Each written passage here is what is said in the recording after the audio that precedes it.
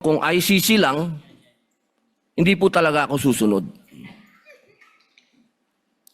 Hindi ako magpapasakop sa ICC. This impeachment court was established to try the Vice President of the Republic. Huwag po nating gamitin ang oras ng impeachment court sa pagpapaliwanag o sa pagtatanggol ng ating mga sarili simula pa po noong nakaraang linggo. It is injustice. It is called injustice to the Vice President, to her family, yung anguish, yung kanyang sama ng loob, yung oras na nakabinbin ang kaso na ito. Let us do this impeachment trial as quickly as possible. If we have to clear the Vice President, then let's clear her. If we have to prosecute, then prosecute her with the evidence kung meron. Ang legal principle natin today is simple, integrity ng court. So allow me to mention that to the people and help educate my colleague here. The integrity of the court and the justices or judges is always relevant. So if the Supreme Court or COMELEC, Court of Tax Appeals, Sandigan Bayan is being heard and the judges are being threatened, you give them time. So we cannot take the impeachment out of context. May nangyayaring flood control scandal, may nangyayaring gulo sa Team Unity na hindi na united ngayon.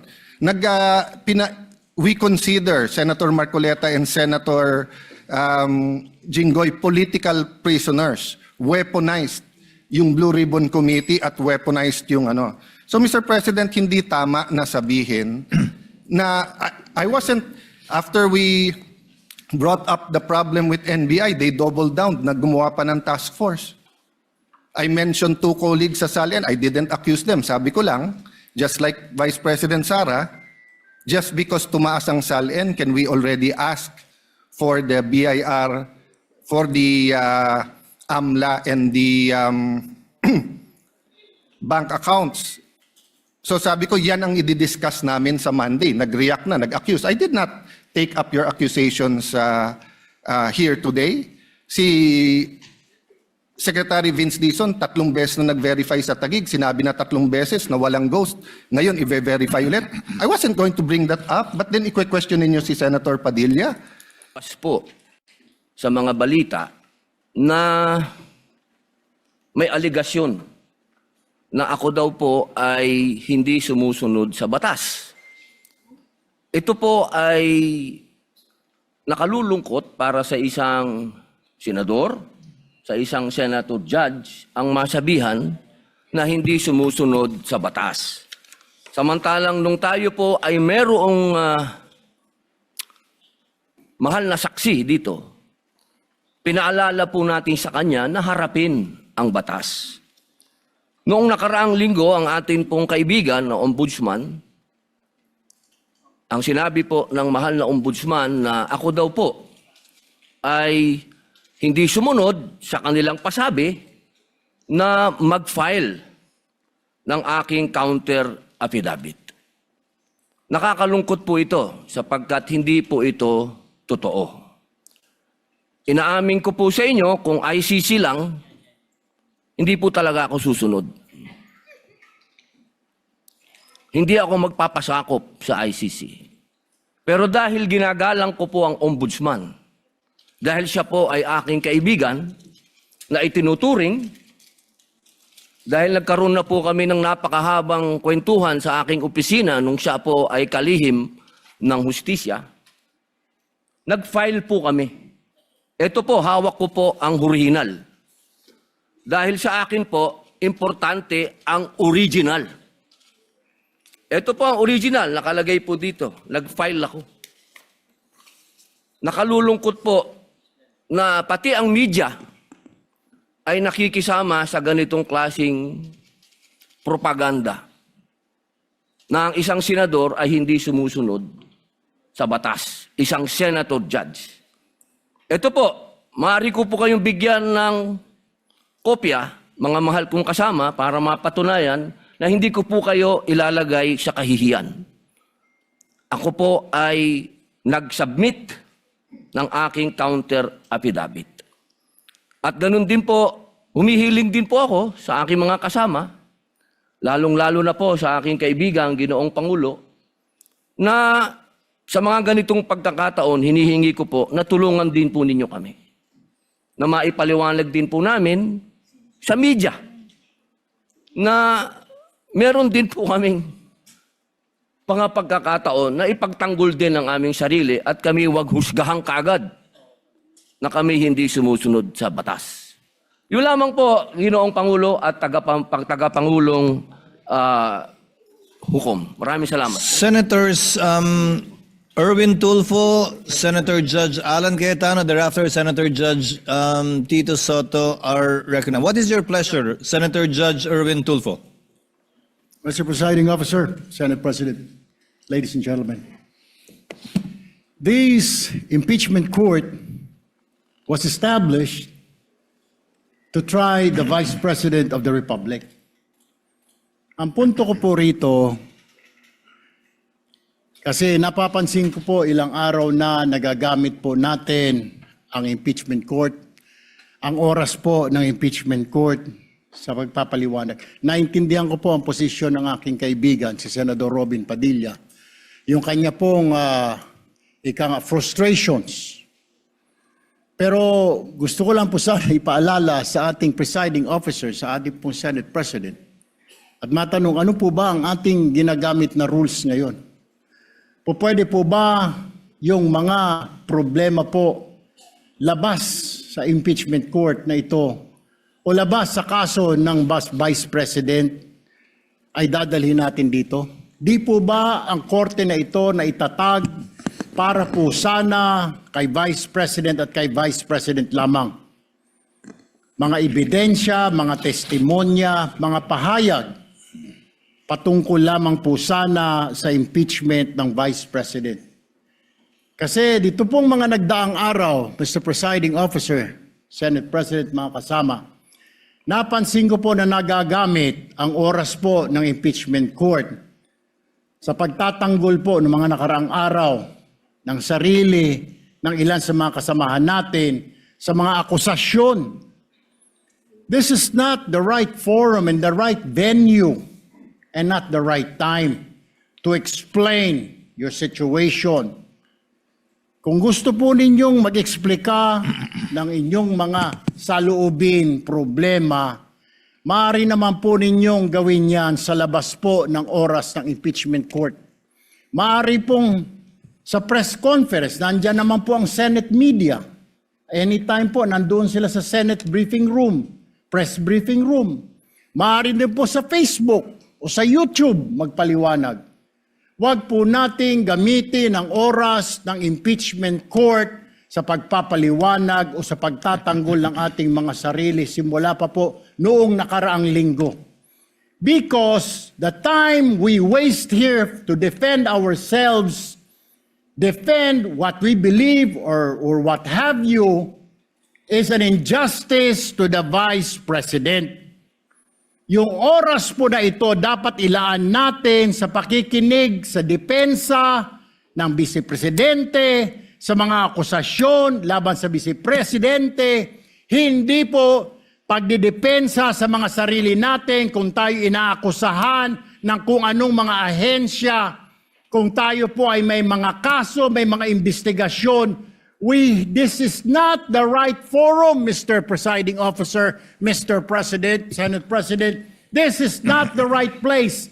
This court was established, was created, the impeachment court, for the Vice President and Vice President only. This should be her time. This should be her forum, not our forum here na ilabas natin ang saloobin natin, mga sagot natin sa mga akusasyon, mga kaso laban sa atin. And this is not also the time, Mr. President, Mr. Presiding Officer, na hanapin yung mga kasama nating nawawala, nakakulong, dapat po doon sa Senado natin, sa sesyon natin, and not here in this court, Mr. Presiding Officer, Mr. Senate President. Kaya pakiusap ko lamang po sana sa ating mahal na Presiding Officer and Senate President, let us follow the rules. May rules po tayo.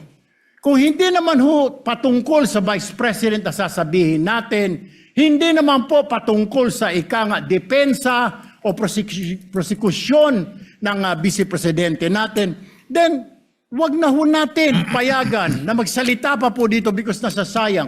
Because every minute, every hour that we waste away from the defense or from the prosecution of the case of the Vice President, it is injustice. It is called injustice to the Vice President, to her family, yung anguish, yung kanyang sama ng loob, yung oras na nakabinbin ang kaso na ito. Let us do this impeachment trial as quickly as possible. If we have to clear the Vice President, then let's clear her. If we have to prosecute, then prosecute her with the evidence kung meron. Not waste our time kung ano-ano sinasabi natin dito to protect ourselves, to defend ourselves. This is not the right forum, Mr. Presiding Officer. Kindly wind up, Mr. Senator Senate Judge President. Erwin Tulfo. This is not the right forum for us to defend ourselves. Bring it somewhere else. Bring it to the press. Bring it to the social media, but not here. Thank you, Mr. President. The remarks of the gentleman are noted. Earlier, Senator Judge Alan asked to be recognized. Are you yielding in favor of Senator Judge Padilla? And thereafter, Senator Judge Soto, thereafter, Senator Judge Thank you, Padilla, Mr. before the Presiding chair Officer. makes a ruling on the matter. Yes, Senator Judge Alan Cayetano is recognized. Thank you. I'm happy. You may proceed, sir. I'm happy I finally heard Senator Judge Erwin Tulfo is concerned about the justice or injustice to Vice President Sara. That's good news. Regarding the waste of time here, sabi ni Senator Joker Arroyo, it is useless to argue a legal point with a non-lawyer. When Senator Marcoleta brought that up here, nagkaroon ng commotion. Senator Miriam stood up here many times and said, kaya ka nga nagpo 4 years na law school at nagbabar. So let me give my own interpretation. The impeachment court is formed with lawyers and non-lawyers. And we interact, and it's for everyone, and we're equal. But if there's an engineer here or a doctor, and they talk about medical principles, I have to either study and argue on medical principles. Hindi ko pwedeng sabihin, hindi, ganito lang yan, logic lang yan, etc. Di ba? So, ang legal principle natin today is simple, integrity ng court. So, allow me to mention that to the people and help educate my colleague here. The integrity of the court and the justices or judges is always relevant. So if the Supreme Court or COMELEC, Court of Tax Appeals, Sandigan Bayan is being heard and the judges are being threatened, you give them time. So we cannot take the impeachment out of context.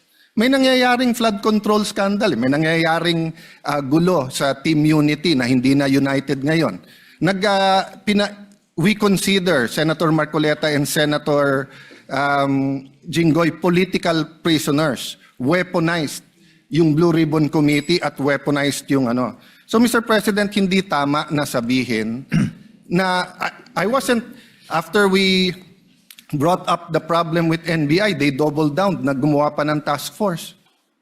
I mentioned 2 colleagues sa Salian, I didn't accuse them. Sabi ko lang, just like Vice President Sara, just because tumaas ang Salian, can we already ask for the BIR, for the AMLA and the bank accounts. So sabi ko, yan ang i-discuss namin sa Monday. Nag-react na, nag-accuse. I did not take up your accusations here today. Si Secretary Vince Dizon, 3 beses na nag-verify sa Taguig. Sinabi na 3 beses na walang ghost. Ngayon, i-verify ulit. I wasn't going to bring that up, but then i-question ninyo si Senator Padilla. It was all over the news na hindi niya inintindi or he snubbed the ombudsman. I was going to stand up before Senator Erwin stood up just to say, may registered mail. So nung una pa lang, 5 minutes si Senator Tulfo. So I'll take the 5 minutes also if you don't mind. The gentleman may proceed and kindly be mindful of the time. Yes, I will now. So I'm just saying, Senator Padilla just stood up to say, sumusunod siya sa batas. Tapos, kaya humaba to. Dahil nga, hindi importante ata dito yung integrity ng judge. Lastly, kaya sinabi kong it's useless to argue a legal point. Ilang beses ko na narinig dito. It's our job to clear or prosecute the Vice President. Hindi po. It's our job to try and to decide. It's the prosecution's job to try to prosecute, and it's the defense job to convince us na wala. Our job is to try and to decide. And when you decide, you acquit or you convict. Why is that important? These are legal terms. Hindi pwedeng yung nanonood na law student ngayon sasabihin, trabaho pala ng judge to clear or to prosecute. Thank you, Mr. Presiding Officer, Mr. Senate President.